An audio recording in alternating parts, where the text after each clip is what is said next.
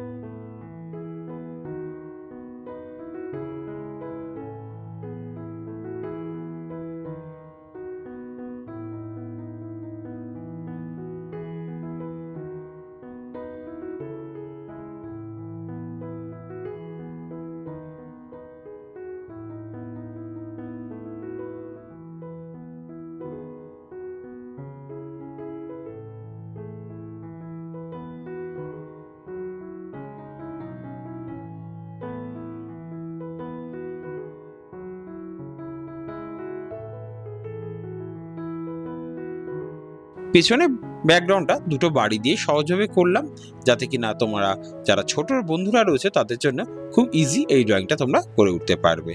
এবার এই পেছনের ব্যাকগ্রাউন্ডটা প্রায় শেষের দিকে একটু ঘাস করে দিলাম আমি। এরপরে আমি একটু পেন দিয়ে কালো মার্কার দিয়ে তোমাদের জন্য একটুখানি ভালো করে বুঝিয়ে দেবো।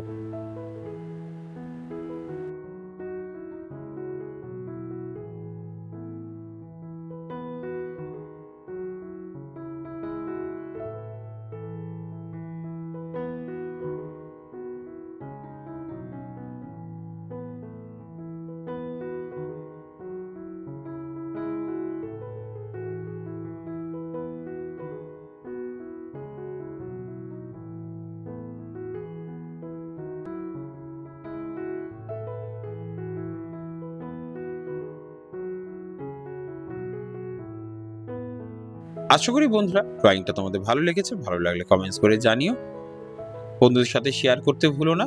আর যারা ছোট বন্ধুরা রয়েছে তাদেরকে বলবো অতি অবশ্যই ড্রয়িংটা যখন শুরু হবে তখন কিন্তু তোমরা ভিডিওটা একবার সম্পূর্ণ ভিডিওটাকে লক্ষ্য করে দেখে নেবে, তারপরে কিন্তু তোমরা আঁকাটা শুরু করবে। নাহলে ড্রয়িংটা তোমাদের কাছে কঠিন লাগতে পারে, তাই একবার দেখে নিয়ে আবার শুরু করলে ড্রয়িংটা তোমাদের কাছে ইজি হয়ে যাবে। এবার দেখো আকাশের কালারটা কিন্তু আমি স্কাই কালারটা নিচ থেকে উপরের দিকে হালকা করে তুলে দিলাম। এরপরে কিন্তু আমি পার্সিয়ান ব্লুটা কিন্তু নিচের থেকে একটু উপরের দিকে তুলে দিচ্ছি। এইভাবেই তোমরা কিন্তু রংটাকে করবে এবং রংটাকে ধীরে ধীরে এইভাবে উপরের দিকে তুলতে তুলতে নিয়ে যাবে, তাহলে দেখবে কালারটা খুব সুন্দরভাবে মিশে যাবে এবং রংটাও দেখতে ভালো লাগবে।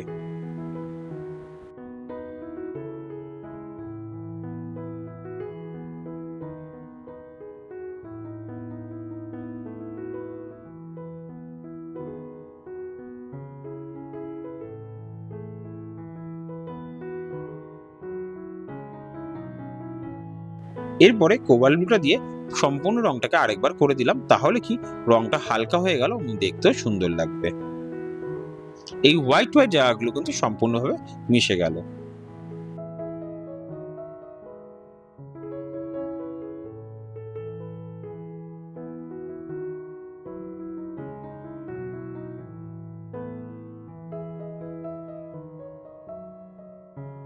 এবার বাজিটার তলার দিকে একটু ইয়েলো কালার অ্যাড করে দিলাম। এবার তার উপর একটু অরেঞ্জ কালার দিয়ে দিলাম, তাতে আলোর এফেক্টটা সুন্দরভাবে পড়ছে সেটা কিন্তু দেখতে পাচ্ছ তোমরা।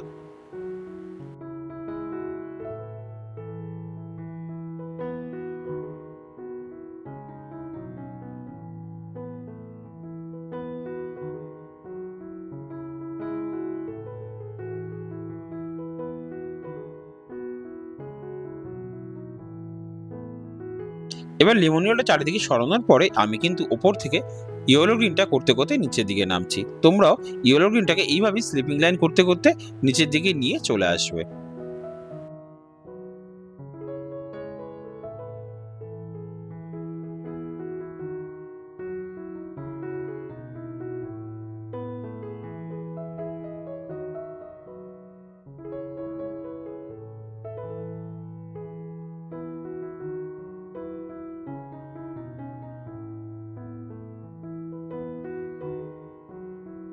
তারপরে ইয়েলো গ্রিনের পরে একটু লাইট গ্রিনটা কিন্তু শেডিং করে দিলাম নিচের অংশগুলোতে।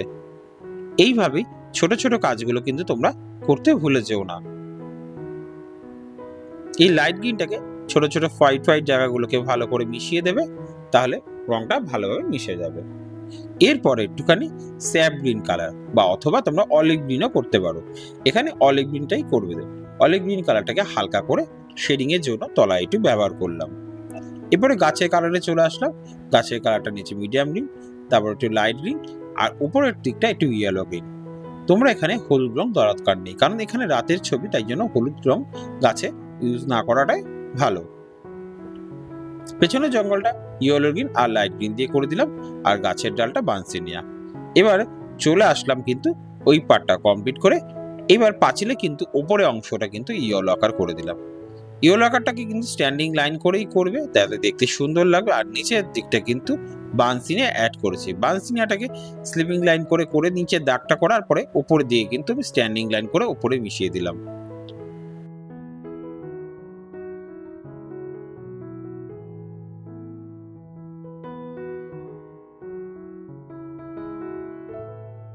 প্রদীপগুলো বানসিনে আর একটু অরেঞ্জ কালার করে দিলাম। এবার বাড়ির ভেতরে প্রথম কালারটা কিন্তু এটা কিন্তু তোমরা বুঝে এবং সুন্দরভাবে করবে।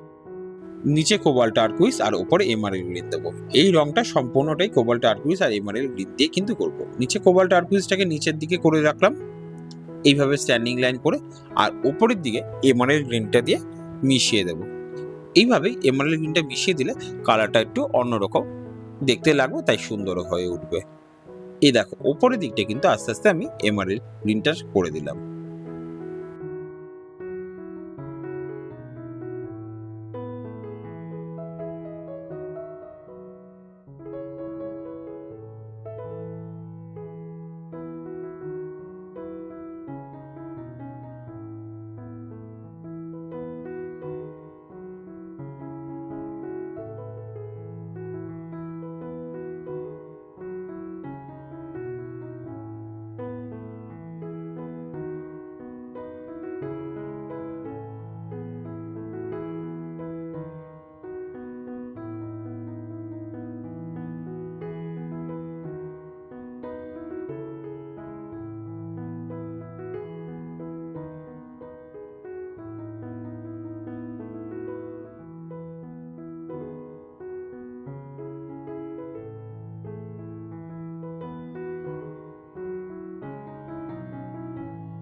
সেম ভাবে ওপরটাও কোবাল্ট টারকুইজ আর এমারেল গ্রিন মিশিয়ে দিয়ে করলাম, এবং রংটা দেখবে হোয়াইট হোয়াইট না থাকে। এবারে এই বিট অংশগুলো নিচেরটা কিন্তু লাইট ব্রাউন আর ওপরের দিকটা কিন্তু ইয়েলো কালার করে দিলাম। লাইট ব্রাউন আর ইয়েলো কালার করলে নিচে শেডিংটা খুব অন্যরকম কালারটা দেখতে এবং সুন্দর লাগছে।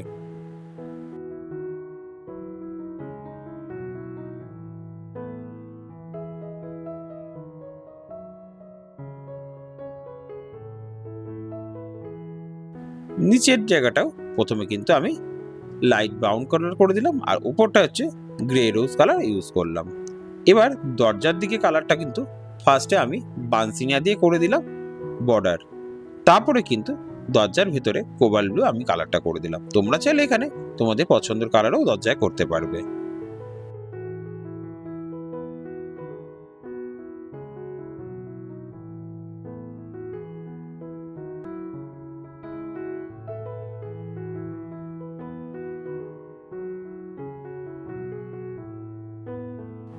পাশের বাড়িটার ডিপি হলো প্রথমে কিন্তু নিচের দিকটা আমি করে দিলাম এবং ধীরে ধীরে উপরের দিকে কিন্তু তুলে দিচ্ছি।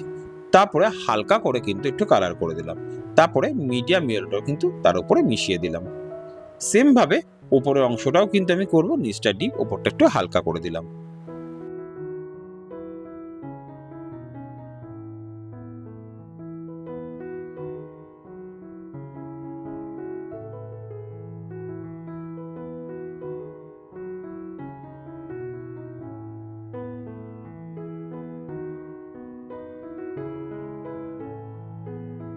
এবারে বিটগুলো কিন্তু অরেঞ্জ কালার আমি ইউজ করে দিচ্ছি। এরপরে প্রদীপের কালারে প্রথম একটু ইয়েলো ইউজ করে দিলাম হালকা হাতে, এরপরে অরেঞ্জ কালারটা একটু অ্যাড করে দিলাম, আগুনের মতন শিখাটা দেখতে ভালো লাগবে। তারপরে কিন্তু এখানে ব্রাউন কালার অথবা তোমরা বানসিনা কালারটা কিন্তু অ্যাড করে দিতে পারবে, দেখতে সুন্দর এবং ভালো লাগবে। ওপরে বিটটা কিন্তু একটু আমি ডার্ক ব্রাউন দিয়ে করে দিলাম। এবার ডার্ক ব্রাউন দিয়ে জানাটাকে করে দিয়েছি, ভেতরের কালারটা কিন্তু তোমরা কোবাল্ট ব্লু দিয়েই করবে, তাহলে দেখতে সুন্দর এবং ব্রাইট লাগবে, কালারটা অনেকটাই উজ্জ্বল এবং ফুটে উঠবে।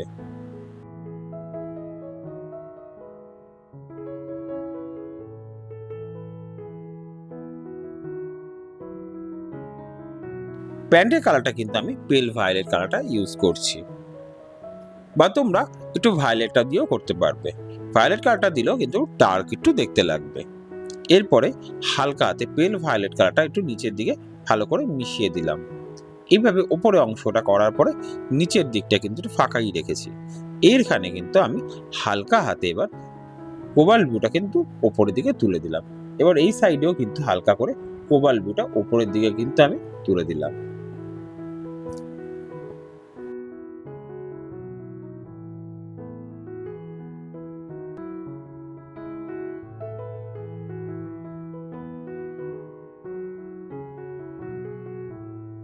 জামার বিটের কালারটাও সেম ভাবে প্যান্টের মতন কালারটা করে দিলাম। এরপরে জামার কালারটা কিন্তু গ্রে রোজ কালারটাকে হালকা হাতে ইউজ করছি এবং সম্পূর্ণ জায়গাটা কিন্তু করব না, এইভাবে একটু করে ফাঁকা রাখবে এবং দেখতেও ভালো লাগবে একটু হোয়াইট হোয়াইট গ্যাপগুলো থাকাতে।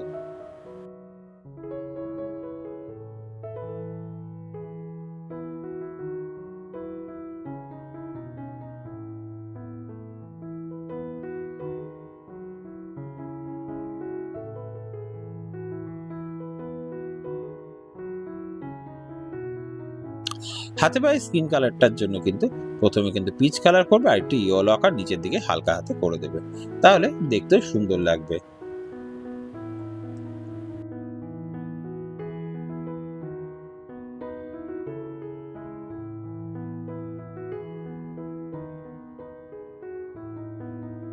মুখের অংশটা কিন্তু হালকা করে পিচ আর নিচটা কিন্তু একটু ইয়েলো আকার করে মুখের কালারটাও কিন্তু আমি সেম ভাবে করে দিলাম।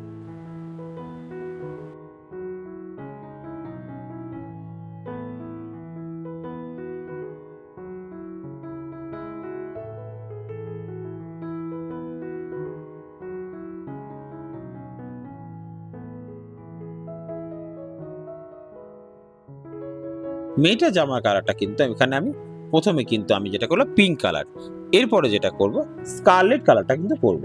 পুরো অংশটাই কিন্তু আমি পিঙ্ক করিনি, এর কিছুটা অংশ কিন্তু স্কারলেট কালারটাও কিন্তু ইউজ করছি। দেখো তোমরা এইভাবে স্কারলেটের কালারটা করা দিলে আঁকাটা কিন্তু আরেকটু সুন্দর এবং ভালো লাগবে।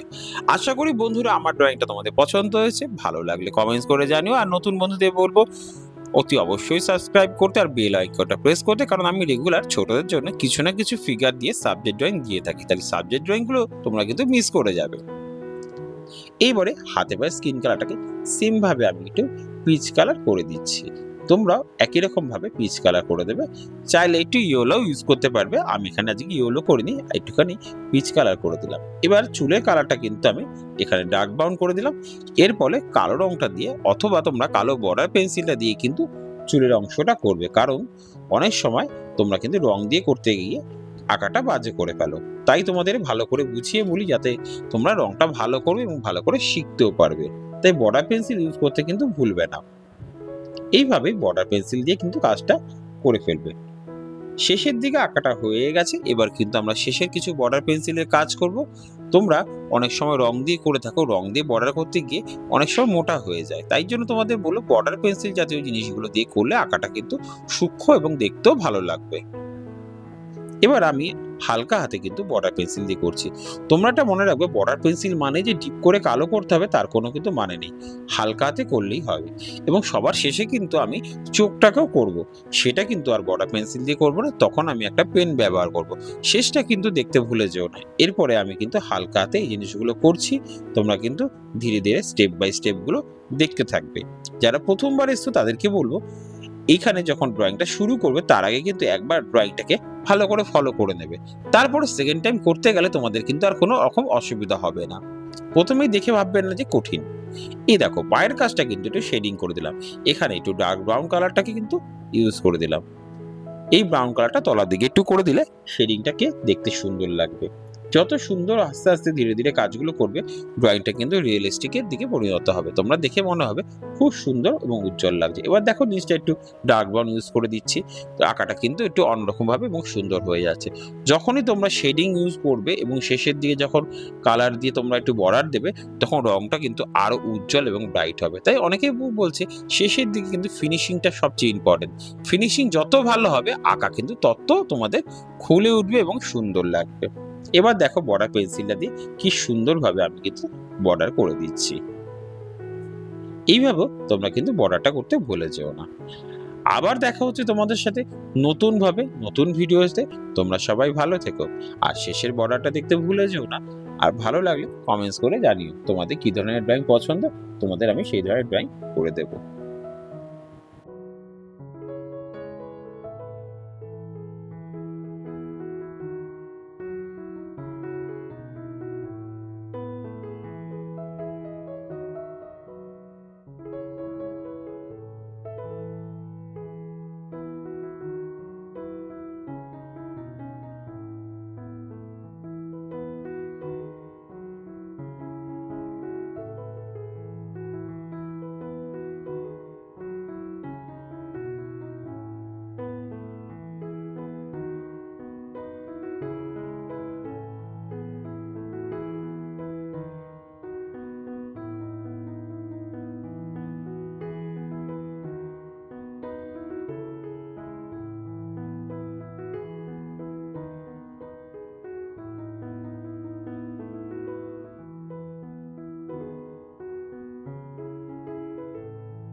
তোমরা যারা আমার কাছে অনলাইনে ড্রয়িং শিখতে চাও তাদের জন্য নাম্বার দেওয়া রইল, তোমরা সরাসরি যোগাযোগ করতে পারবে।